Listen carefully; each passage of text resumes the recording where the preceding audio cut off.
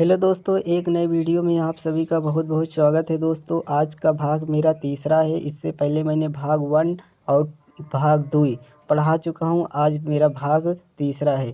जिस तरह से दोस्तों भाग 1 भाग 2 का आप लोग सपोर्ट और प्यार दिया है, उसी तरीक़े से हमारे इस वीडियो को भी देना दोस्तों। अच्छे से शेयर कर देना। आशा करता हूं कि आपको ये कहानी ज़रूर पसंद आएगी।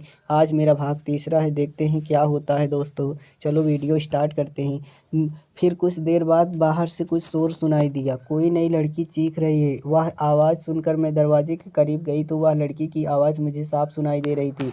वह रोते हुए बस यही बोल रही थी कि प्लीज़ मुझे छोड़ दो, मैंने तो कुछ भी नहीं किया। उसके बाद किसी आदमी की आवाज़ भी आई, जिसे उसने चीखते हुए उस लड़की को धक्का दिया। ऐसे ही कुछ लम्हे बाद चीख बंद हो गई और उसके अगले दिन या शायद रात में, वक्त का अंदाज़ा ही नहीं था, 3 आदमी मेरे कमरे में आए हुए थे और लोगों के हाथ में कागज़ और फाइल थी। वह सख्त आवाज़ में बोले, चलो उठो, हमारे साथ चलो। मैंने घबराते हुए पूछा कि कहाँ पर ले जा रहे हो। उसने कहा बस चुपचाप से आ जाओ, सवाल का कम करो वरना अच्छा नहीं होगा। मैं तो बेजान जिस्म की तरह उन्हें देखती रही तो उन लोगों ने मेरा बाजू जोर से पकड़कर खड़ा कर दिया। मेरी टांगें घबराहट से काँप रही थी, लेकिन उन्होंने मुझे सहारा देने की जगह बुरी तरह घसीटना शुरू कर दिया और बाहर निकाला तो वहाँ पर लंबा और छोटा सा रास्ता था।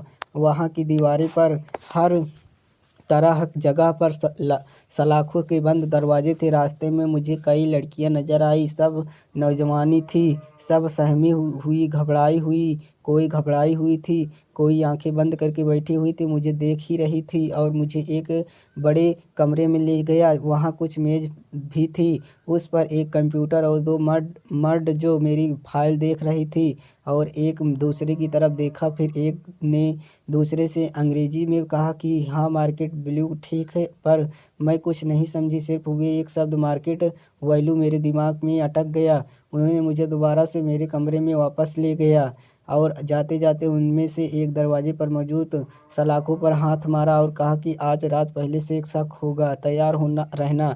तैयार किस चीज़ के लिए? मेरी आंखों से आंसू निकल रहे थे, जैसे हर एहसास को सुनकर दिया हो। मैं बस बैठ गई, हाथों में अपना चेहरा छुपा लिया। मुझे वह दिन याद आया जब मैं आंटी के साथ हॉस्पिटल में गई थी। तब शायद मेरी किस्मत नहीं बदली थी, बल्कि बिगड़ी जा रही थी। फिर याद आया कि उनका कहना था कि यह भेज देना। मेरे सवाल का जवाब सादा सा था, लेकिन उसका सच का बोझ भी भारी था।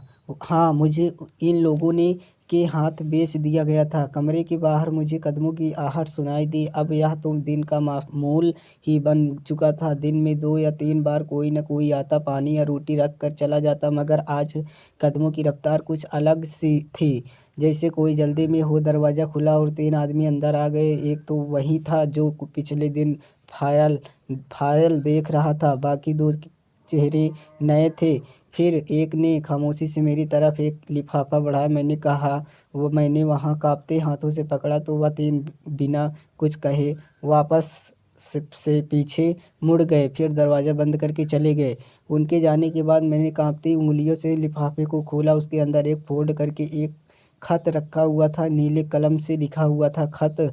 उसे मैं जैसे जैसे ही बढ़ती गई, नज़रें गहरी होकर कागज़ पर जमती गई और कई सवाल, कई बातें मेरे दिल में परछाई बनकर उतरने गए। लिखा था कि चांदनी, मुझे मालूम है कि तुम यह खत पढ़कर बहुत सदमे में आ जाओगी, पर मेरे पास तुमसे कुछ छुपाने को अब बाकी नहीं है। तुम्हें सब जानना चाहिए। मेरी मम्मी यानी तुम्हारी आंटी की बहुत ही बेकार हैं, ऐसा लग रहा था। मैंने इन्हें कभी नहीं सोचा। तबीयत ठीक नहीं थी, डॉक्टर ने उनका इलाज बहुत महंगा बताया था। मुझे इलाज के लिए बहुत पैसे चाहिए थे, इतने कि जो मेरे बस से बिल्कुल बाहर थे। इतना पढ़कर मैंने अपनी आंखें शक से बंद कर ली। दिल से चाहा भी कि मुझे इसे पढ़ना बंद कर दूं, मगर मेरे हाथ नहीं रुक रहे थे। मैंने फिर से पढ़ा। मेरे पति ने लिखा था कि यह वह वक्त था जब हमें एक मौका दिया गया, एक ऐसा रास्ता जिससे हमें पैसे भी मिलते और तुम्हारा नाम भी छुप जाता। माँ ने मुझसे कहा कि तुम बहुत अच्छी हो शरीफ, और सबसे बढ़कर तुम्हारा जो है पूछने वाला भी नहीं था। मेरी उंगलियां कांपने लगी। शब्द अब पढ़े भी नहीं जा रहे थे, लेकिन जैसे तैसे मेरे हाथ भी अब इनकार कर रहे थे। उसमें आगे लिखा था कि इसीलिए ही मैंने तुम्हें बेच दिया। यह बात लिखना आसान तो नहीं है, लेकिन यही हकीकत है कि मैं डिवोर्स पेपर सिग्नेचर करके तुम्हें भेज रहा हूँ। अब तुम आज़ाद हो और इस कैद में तुम्हें दोबारा कोई नहीं पहचानेगा। तुम्हारी कीमत लगी है और बहुत अच्छी लगी है। यह बात वे आखिरी खतरा था। आखिर में लिखा था, बस मुझे शुक्रिया कहना और तुमने मेरी माँ को जान बचाई है। दोस्तों, कैसी लगी कहानी? आशा करता हूँ कि कहानी आपको ज़रूर पसंद आएगी। दोस्तों, अगर आप लोग इस इस वीडियो को प्यार और सपोर्ट करोगे तो मैं अगला भाग ज़रूर लेकर आएंगे। दोस्तों, अगले भाग के लिए आप तैयार हो जाइए। अगला भाग यहीं स्टार्ट करेंगे। नेक्स्ट वीडियो में अगले भाग में मिलते हैं।